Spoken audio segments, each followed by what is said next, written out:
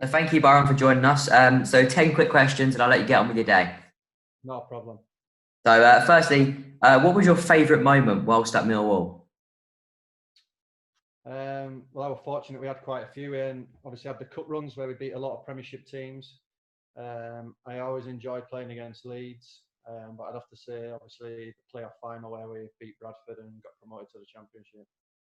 Yeah, that obviously that your shirt looks like it's in the background to that one. So Yeah, that one, and then I've got Millwall next to it. So yeah, the Millwall one's there. yeah, they'd have to sit highly in your favourite. So who was your preferred partner at centre back while you were at Millwall? I'd probably say Beeves, just because I get on with him still now. We still meet up. I'm still in contact most days. So yeah, good lad, Beeves, good player, both on and off the pitch. So probably Matt Beavers. Yeah, and also obviously not your centre back partner, but you look like you had a good relationship with Jordan Archer as well. Yeah, we had a good team that year. Yeah, Jordan, obviously Morrow, Aidan, Marlon, Fred, Willow, Jed. Obviously, Yeah. the list goes on. Yeah, it was a good squad. The gaffer at that time put a good squad together for 2-3 years. So we had good times on the pitch and good times off it. So great group of lads. Great. Do you think your time at Millwall was cut short too soon? And do you think you would have stayed longer if it wasn't for injuries? Yeah, definitely.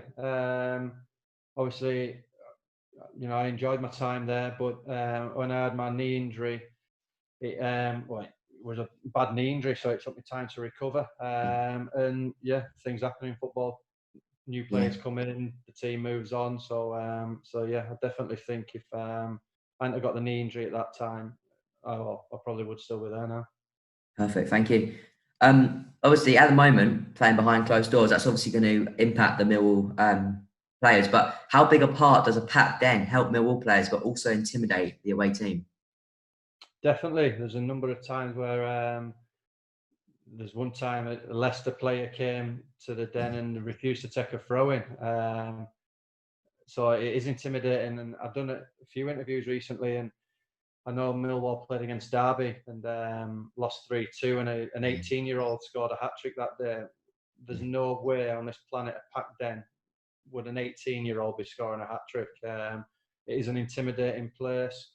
Players from the opposition will disagree with that, but it's a fact. It's a proven fact.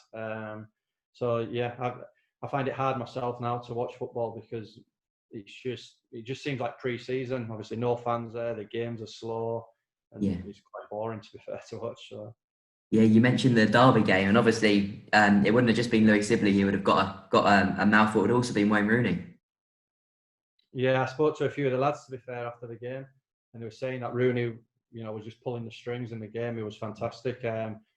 Yeah, obviously, he probably doesn't affect him because he gets it throughout his whole career. But I think a few, maybe not nice words would have been said to him. So yeah, it'd have been a nice welcoming for him to London. Yeah, obviously he left in October now. But what was your opinion on Neil Harris? Great guy, good manager. Helps you a lot on the pitch and off the pitch. He's a family man himself. He knows, especially for the lads who live away and who have a young families. Say, for instance, we have a away game, say against Leeds, and we haven't got a game until the following Saturday. He might give you the Monday off, so an extra day with the family. It's just little things like that go a long way with the lads. So yeah, I can't speak highly enough of him, and proven what he's done for Millwall as a player and as a manager. He's been successful, and I wish him every success at Cardiff as well. Yeah, definitely a club legend. Who was the biggest character in the changing room at Millwall? Oh, obviously I was there for a few years, so there was a lot throughout the years. Beeves was up there, George Saville, Chris Taylor, Lee Gregory. Yeah, the list goes on. There's little cliques the younger lads have been together, so there'd have been Marlon, Fred, Aidan. Them three were always been mischievous and denying everything. But I'd say the biggest character I've come across is George Saville. Funny guy, very, very, very funny. Obviously, you mentioned George Saville, and obviously we had that season where we nearly did just make the playoffs, like this season. How big an impact do you think George Saville leaving last year had on the Millwall players? Massive. He, like I say, he was a great character around the training ground, and it brought that extra bit of class really on the pitch. He was one of them who could get stuck in, but he were also silky skillful on the ball as well. So yeah, and he had a good relationship with Willow in the midfield, and they worked well with each other. George could go ratting around, running about with his legs, and Willow would be there to sit and be the magician on the ball. So yeah, it worked well, and it affected him a lot. To be fair, when he left. Yeah, definitely, I agree. In your time at Millwall as a defender, in training, who was the most difficult attacking player to defend? I'd say Fred. I'm buzzing for him. Obviously, last night getting success with Wickham, because he's a player that he should be. Really, no disrespect to Wickham, and they're obviously in the Championship for next season, but he should be playing higher. He has absolutely everything, the lad. And in training, he'd be frightening, and you'd see a glimpse of it in games. It's just obviously a young lad. The consistency needs to get into his game, and hopefully he does that, because the sky's the limit for him. Yeah, I think we always saw glimpses of it, but we didn't quite see the full Fred that was described in training, did we? So, no, exactly. Due to consistency, definitely, and maybe pressure as well. Obviously, a young lad, and when there is an expectation for you, some people can't deal with it. But obviously, I think it was the second leg against Fleetwood where he got a couple of goals for Wickham. So hopefully, he's learning, he's growing up, and he'll go as far as he wants to be fair. Thank you. What do you make of the current Millwall team? And obviously, if we don't make the playoffs this year, where do you think we need to strengthen in the summer to maybe push there next year?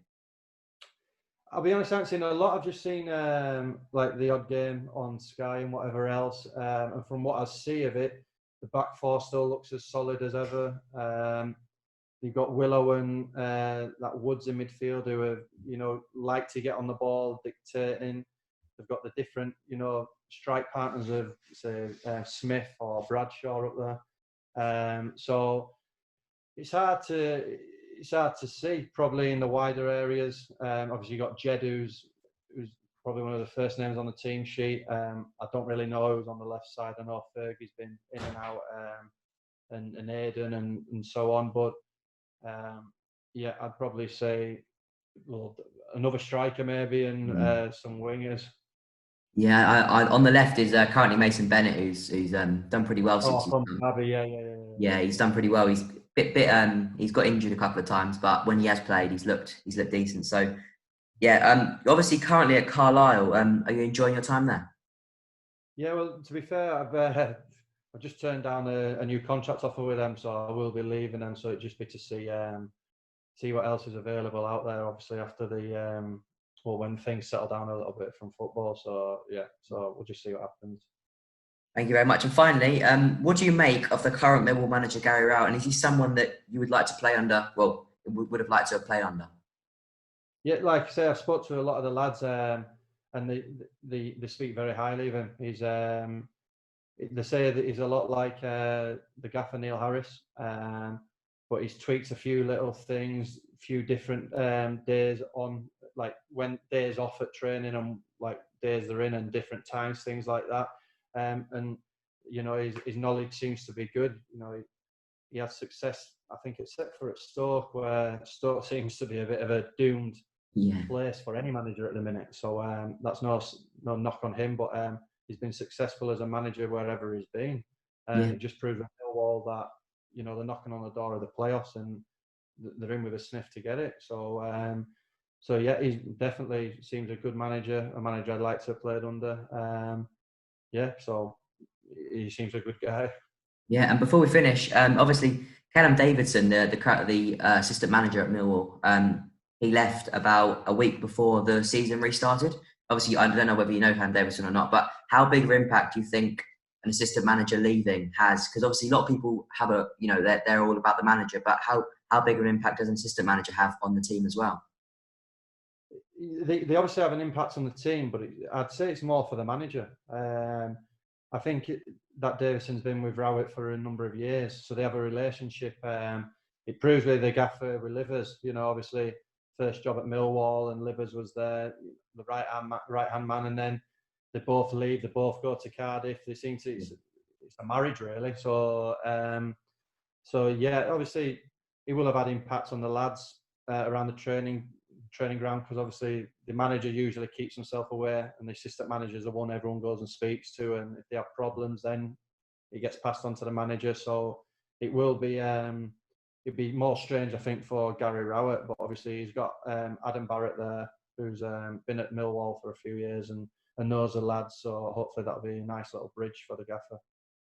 Well, thank you for coming on, Byron. I always appreciate it, and thank you for your time. Not a problem at all, buddy. I hope you had a good day. Thank you very much. Thank you. Have a good rest of the day. Yes, pal. Thank you very much. Thank you, Byron. Thank you.